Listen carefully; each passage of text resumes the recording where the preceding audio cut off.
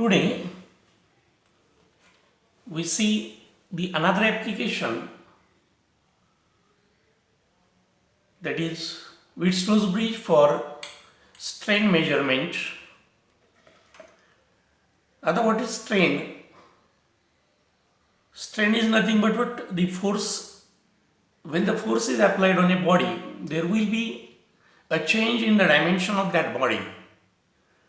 That is change in dimension per unit original dimension, that is called what? The strain.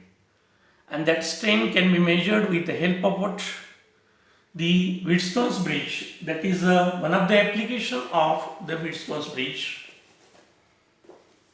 When the strain is applied, then there will be a change in the resistance of that material. आता इथे strain मेजरमेंटसाठी strain gauge वापरलेला आहे आणि हा जो strain gauge आहे तो metre bridge याच्या एका आर्ममध्ये जोडलेला आहे. हा जो मीटर ब्रिज आहे तो इथं आपण दाखवलेला आहे, that is R1, R2, R3 आणि हा R4, that is a strain gauge. आता याच्यामध्ये काय केलेलं आहे तर हा R1 आणि R2 जो आहे तो एकाच व्हॅल्यूचा आहे. R3 हा व्हेरिएबल रेजिस्टन्स आहे आणि हा R4 that is a strain gauge. Strain gauge हा आपण इथे घेतलेला आहे. त्याचबरोबर C आणि D जी अपोजिट टर्मिनल आहेत यांच्यामध्ये आपण काय जोडलेलं आहे तर व्होल्टेज इन, म्हणजे याला आपण व्होल्टेज जोडलेला आहे. त्याचबरोबर A आणि B याच्यामध्ये दोन टर्मिनल्स आहेत, याच्या अक्रॉस आपण व्होल्टमीटर जोडणार आहोत आणि जो व्होल्टमीटर आहे तो काय करतो तर तो आपलं डिफ्लेक्शन दाखवतो. आता for the accuracy of the measurement of the resistance आपण व्हीटस्टोन्स ब्रिज इथे वापरलेला आहे. आता हे जे व्हीटस्टोन्स ब्रिज आहे अशा प्रकारे ॲडजस्ट केलं जातं की इथं जो आपण व्होल्टमीटर जोडणार आहोत तो झिरो डिफ्लेक्शन दाखवतो.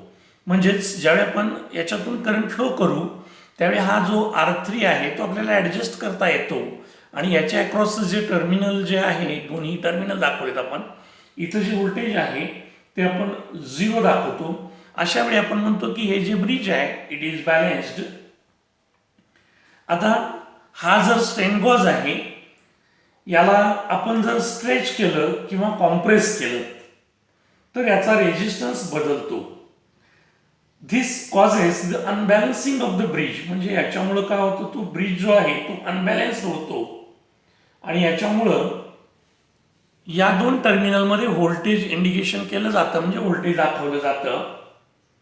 आता हे जे व्होल्टेज आहे directly proportional to that of strain gauge, म्हणजे याच्यावरती अप्लाय केलेला जो फोर्स आहे तो जास्त असेल किंवा जे स्ट्रेचिंग केलेलं आहे ते जर जास्त प्रमाणात असेल तर हा जास्त दाखवतो. जर आपण त्याच्यावरती केलेलं स्ट्रेचिंग किंवा अप्लाय केलेला फोर्स जो आहे तो जर कमी असेल तर voltage difference is very small.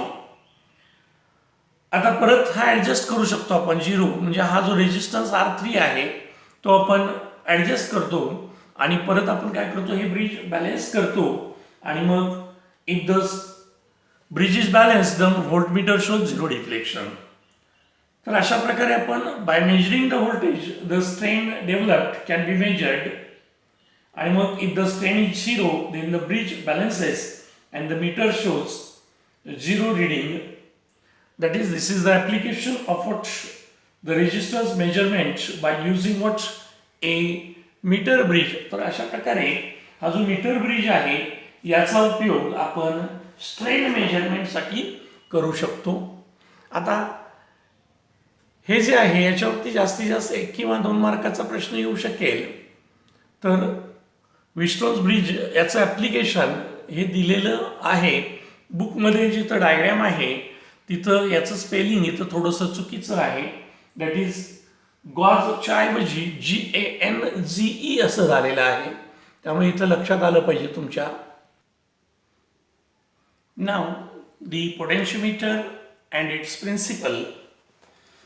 तर पोटेन्शियोमीटर म्हणजे काय तर पोटेन्शियोमीटर याच्याबरोबर आपण व्होल्टमीटर घेऊ. तर व्होल्टमीटर जे डिव्हाइस आहे which is used to measure the potential difference between the 2 points in a circuit. म्हणजे व्होल्टमीटर जो आहे तो सर्किटमधले कुठल्याही दोन पॉईंटमधला पोटेन्शियल डिफरन्स मेजरमेंट करण्यासाठी वापरला जातो. आता जर आपण आयडियल व्होल्टमीटर घेतला तर त्याचा रेजिस्टन्स हा इन्फिनिटी असतो. म्हणजे ज्यावेळी आपण हा जो व्होल्टमीटर आहे कोणत्याही दोन टर्मिनलमध्ये म्हणजेच एखादा रेजिस्टन्स घेतला तर त्याच्या अक्रॉसचं जे पोटेन्शियल जर मेजर केला तर ॲक्च्युअल जे पोटेन्शियल डिफरन्स आहे ते मेजर करण्यासाठी व्होल्टमीटरचा वापर केला जातो. पण प्रॅक्टिकली कुठलाही असा व्होल्टमीटर नाही आहे की ज्याचा रेजिस्टन्स जो आहे तो मॅक्सिमम असेल आणि तो ॲक्च्युअल व्होल्टेज मोजू शकतो. पण पोटेन्शियोमीटर हा एक असा आहे which does not draw any current आणि कुठल्याही प्रकारचं पोटेन्शियल डिफरन्स तो मोजू शकतो. तर इथे हा पोटेन्शियोमीटर आहे. It can be use to measure the potential difference. That is the accurate measurement of potential difference. That is, potentiometer is always used. Accurate measurement of potential difference. आता what is the principle of potentiometer? तर याच्यामध्ये काय दाखवलेलं आहे तर ही एक wire आहे AB. It is a long wire.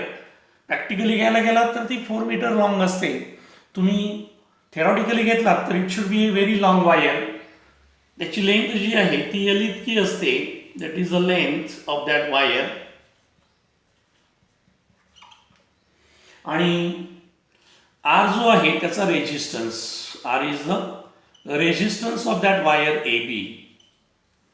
म्हणजे length of the wire A B ही जी वायर आहे इथून आपण दाखवलेली तर ही एल इतकी लेंथ असलेली आहे. आर हा त्याचा रेजिस्टन्स आहे आणि ए जो आहे that is the area of cross section.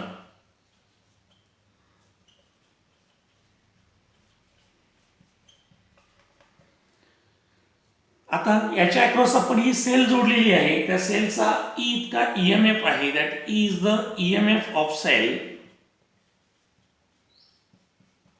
आणि आर हा त्याचा इंटरनल रेजिस्टन्स आहे. Internal resistance of that cell. जेवढे आपण इथे की आहे ती क्लोज करा किंवा हे सर्किट पूर्ण झाल्यानंतर याच्यातून फ्लो होणारा जो करंट आहे तो I that is the current flowing through the wire or that circuit. आणि मग आपण जो आय दाखवतो इथे that I is equal to आपल्याला जो 11 मध्ये झालेला आहे that is Ohm's law applied to a complete circuit. याच्यामध्ये आपण म्हणणार आहोत that is equal to what E upon that is R plus R, where that R is the resistance of that wire and small r that is the internal resistance of that wire. अशा प्रकारे आपण current जो आहे that is the EMF applied to a complete circuit or Ohm's law applied to a complete circuit याच्या प्रमाणे आपण ते सांगू शकतो. But what is potential difference across AB?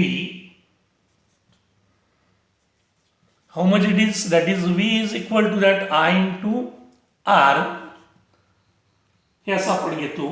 That is VAB असं म्हणतो त्याला आपण. आणि मग ह्या आयची व्हॅल्यू जर याच्यामध्ये आपण पुटअप केली तर that is what VAB is equal to that E upon हा R प्लस R आहे तसाच घेतला आपण इथे. And that is nothing but R. That is what the potential difference across this wire AB. आता हे जर आपण potential difference per unit length घ्यायचं ठरवला तर पोटेन्शियल डिफरन्स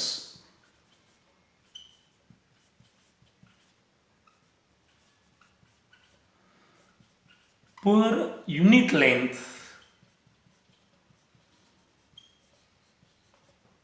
हा घ्यायचा ठरवला तर म्हणजेच काय तर VAB अपॉन L हा घेतला तर काय येतं बघा तर दॅट इज हा ER upon L into what that R plus R हे असं आपण लिहू शकतो.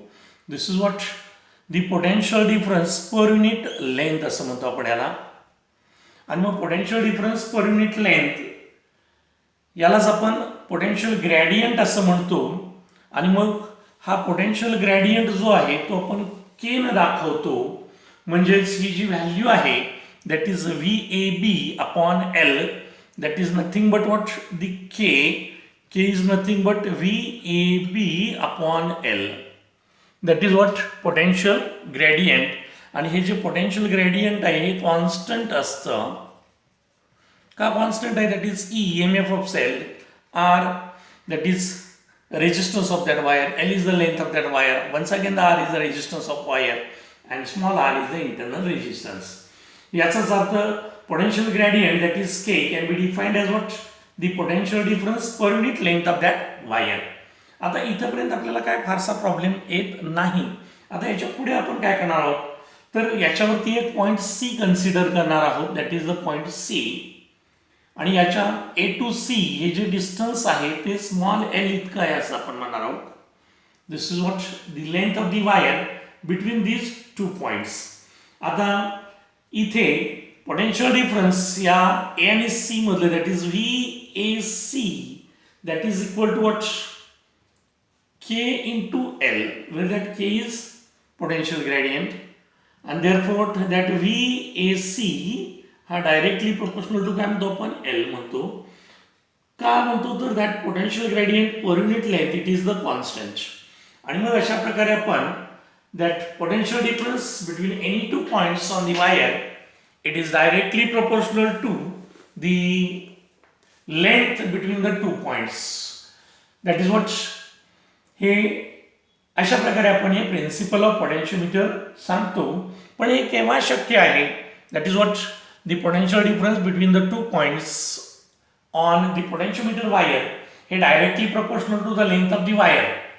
हे केव्हा? provided that what the wire is uniform, that is the cross section area it should be uniform and current through the wire is same and the temperature of the wire remains constant. तर अशा प्रकारे हे जे principle of potentiometer आहे हे आपण अशा प्रकारे बघतो. हे जे प्रिन्सिपल आहे याचा उपयोग आपण पुढे जाऊन युजेस ऑफ पोटेन्शियोमीटर मध्ये करणार आहोत. म्हणजेच the potential difference between the two points is directly proportional to the length between the two points.